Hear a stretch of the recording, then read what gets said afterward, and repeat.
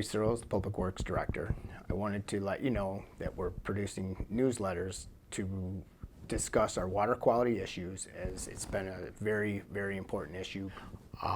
The newsletter will be out at least every month, with maybe even a frequency of every 2 weeks in the beginning, as so many things are changing.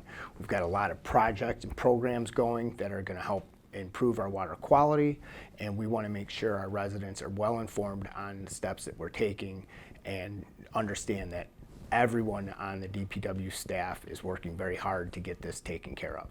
We went through a period while we were doing our flow testing of very, very high volume of complaints, and it's been very nice the last couple of weeks as the complaint volumes are extremely low.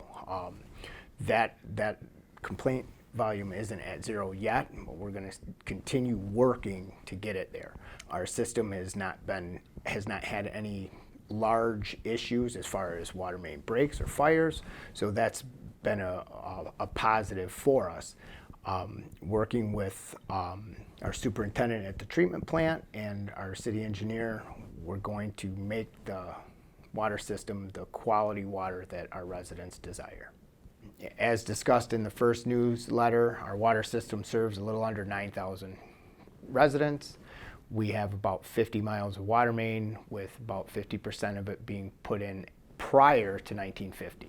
The system has 2 water towers for storage and pressure, one at Harris, one at Industrial. We feel as a group, and this is using our resident experts, consulting engineers, city engineer, and treatment plant supervisor, that we might be looking at increasing our storage capacity to meet demands, but that will be determined a little further down the road.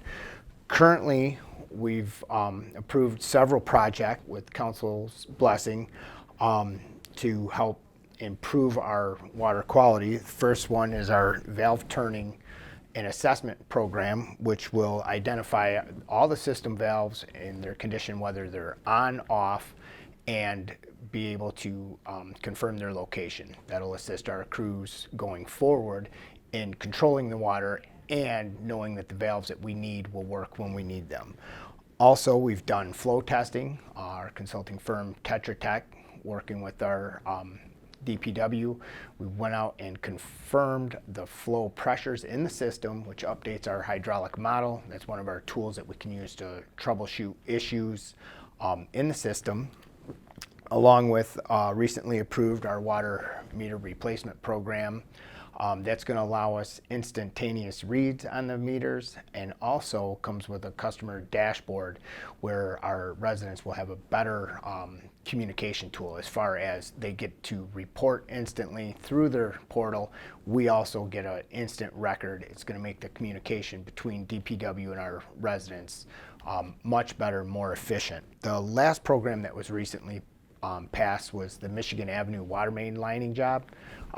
That project, we're going to be taking out of service, temporarily out of service, the existing water main that runs adjacent to Michigan Avenue, basically from Maple to the Phoenicia property frontage.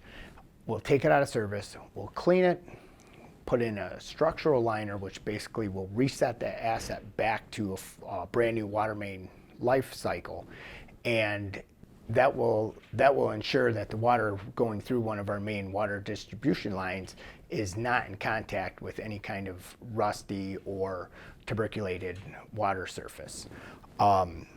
That, along with a project that we're really looking into, ice pigging, that's a process in which we, instead of just flush the main, we use a slushy or frozen water, push it through the water main, and according to the industry saying, it's 100 times more effective than just regular flushing alone.